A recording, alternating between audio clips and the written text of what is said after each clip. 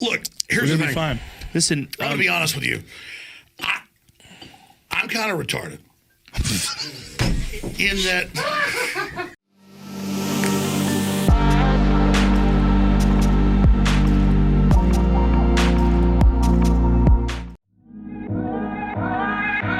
What's up, guys? Jordan Needham, J-Ham Entertainment. Today, we are answering the question, did Joe Rogan sell out? You know, this whole Spotify move thing has really got people wondering, and I understand that, so I would love to touch on this topic. I want to make this pretty quick, but before we get into it, please hit that subscribe button as well as that notification bell so you never miss another one of my videos. I put out a video every single week since the beginning of the year, and I've put out, I think, upwards of 60 to 70 videos this year already, so you're gonna get content, so no worries there. Hit that subscribe button, you'll never miss another one. Alright, so let's get into this. Did Joe Rogan sell out after his Spotify move? First, I want to say, again, I totally understand why people think he did. You know, obviously, money talks. $100 million Spotify deal, that's a lot of money. And ever since that move to Spotify, he's done a lot of like flip-flopping on a lot of topics where it's like, what do you stand for? And then he's had these really weird COVID comments where he hasn't pressed people like he should. Let's see, Dan, what's your problem with the stimmies? The Joe Rogan Experience. But that moment is special because there's value in suffering. And in today's society, we have convinced ourselves that there is no value in suffering. Yeah, that is so right. Let them die. Yeah, nope, they don't need to pay their bills. Fuck it. No, it's okay, guys. I know you're not allowed to work, but work harder. Fuck you, Dan. That's another thing that I understand people are upset about. If you fail to press people when they're giving out false information, that can be really toxic to the public narrative, especially with somebody's platform as large as the Joe Rogan Experience. So, is Joe Rogan bending over to Spotify? I really don't think it's that simple, and here's why. At his stage in life and his career success, I know it sounds insane, and it is an insane amount of money, but I highly doubt $100 million is gonna make him censor himself or push a certain narrative that other people wanted to push. I highly doubt that. So I do think he's actually speaking for himself. I don't think he's receiving anybody else's calls to what he should say, how he should say it, or anything like that. And of course, with everybody blowing him up in comment sections, you know, move back to YouTube, go back to YouTube, Spotify sucks, Spotify is trash, you know, all this. He's been kind of laid back on the issue, but I can kind of tell the frustration because he has acknowledged in a few of the podcasts that I've watched with him that like he's working with Spotify to get all of the different video platforms set up. One thing I will say about the Spotify layout though, like as a fan, you know, I find it hard to watch on my TV. You know what I mean? On that. It's eventually going to be on all platforms. It's not as smooth as it probably should have been when we first transferred over in December. They just weren't ready for the volume. And then if you guys recall, when he first moved over, he was like very strict on the fact that Spotify could not censor him. Like he wanted everybody he possibly could on the podcast because that was like the whole thing because YouTube kept censoring him. And then once he gets over, you know, Spotify starts pulling down the Alex Jones episodes and shit like that. I think there was like, at a time, there was like 54 episodes out of his 1,000 whatever that just weren't uploaded for some reason. One of them, a couple of them being the ones with Alex Jones. That doesn't sound American. But there are people. You are literally like a little gangster thug. There are people in this country. Rubio just threatened to physically take care of me. There are people who Look at feel that. that. Look, here's the thing. Fine. Listen, I'm gonna be honest with you. I'm kind of retarded. In that.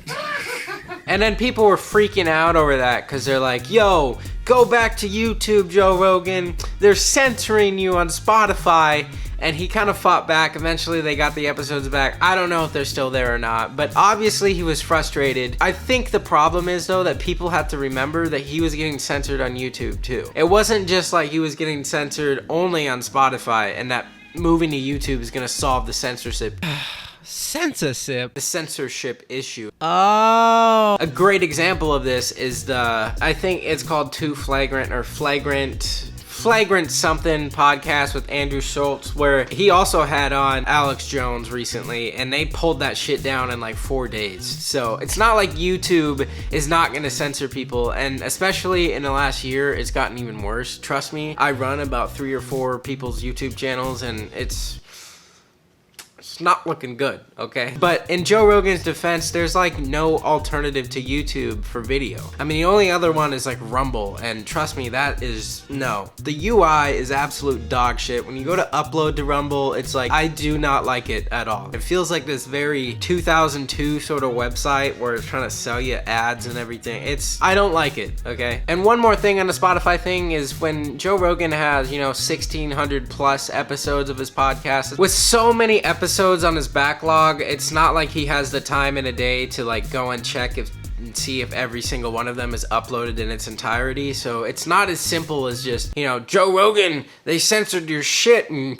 you're letting it happen. Well, it's possible that he doesn't know what's happening sometimes, because there's just so much shit that he puts out. I know he's got to be a busy guy too, so it's not like he's just scrolling to see if every podcast is there or not. So that's kind of my conclusion on that side of things. I just don't think that moving back to YouTube is going to solve the issues of censorship or any of that bullshit anyways. It would solve the various video platform issues and like getting it on Xbox, but the problem is it's not gonna solve the issue if YouTube bans him or censors him like they do. All right, so have his opinions changed since the Spotify move? His opinions have definitely changed a little bit, but I don't really think it has anything to do with Spotify, just because a lot happened in that year. It's kind of coincidentally that he moved over to Spotify in the year of 2020 when like the COVID shit was going down and like a lot of government regulations and everything. It's a very weird time. The Trump election, it's like there's a lot going on here, and kind of like societal, Think of a word, dumbass. really pivotal. Nope. Really pivot.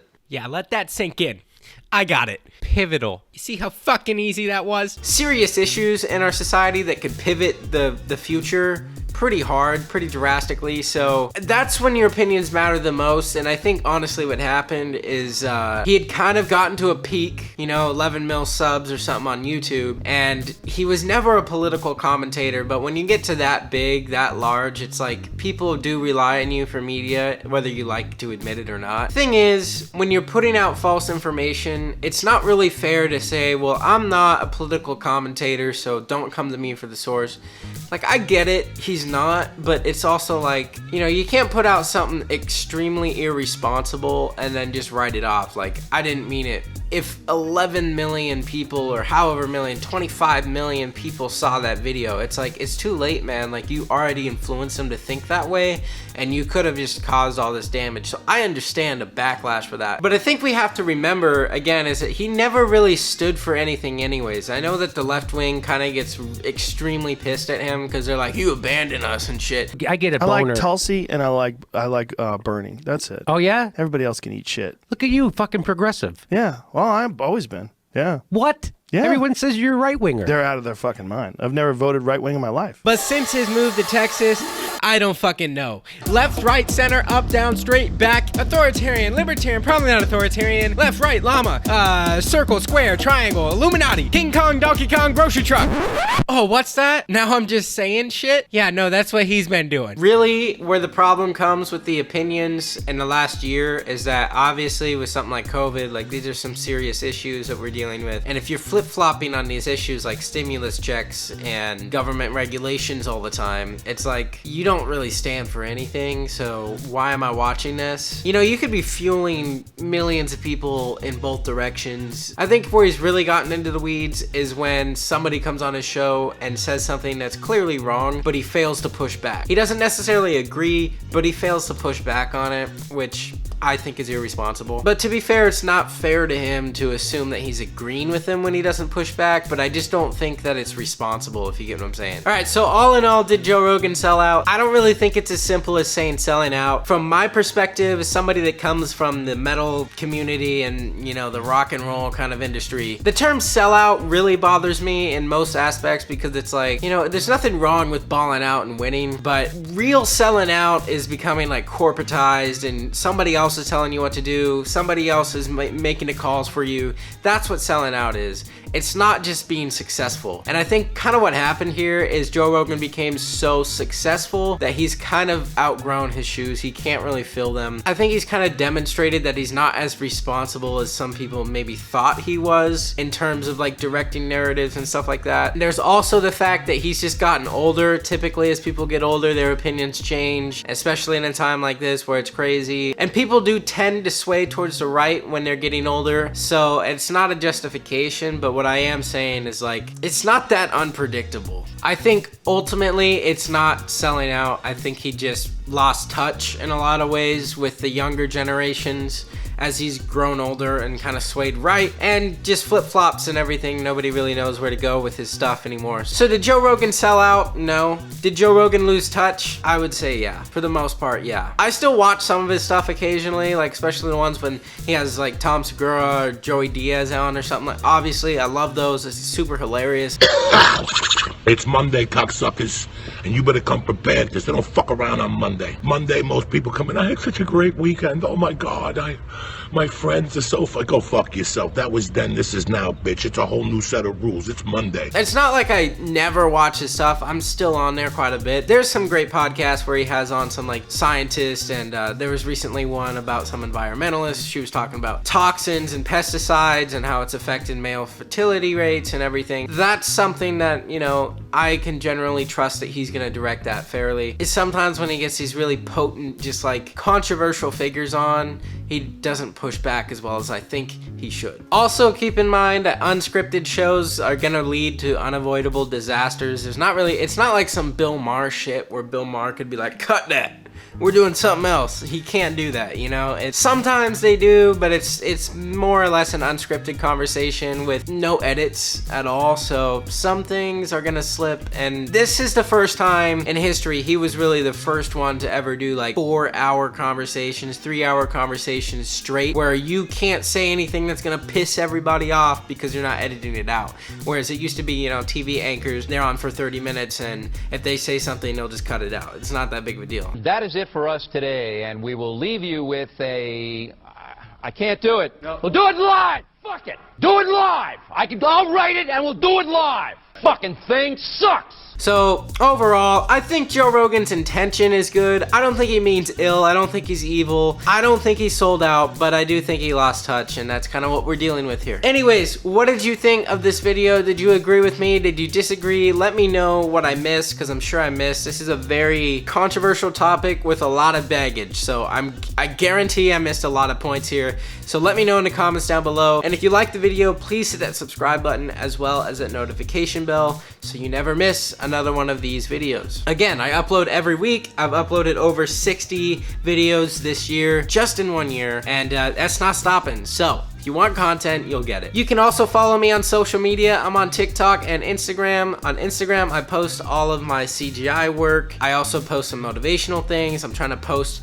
even more as I free up some of my time. So definitely give that a follow. And as always, I'm your boy, Jordan Needham. This has been J-Ham Entertainment, and I will catch you next time.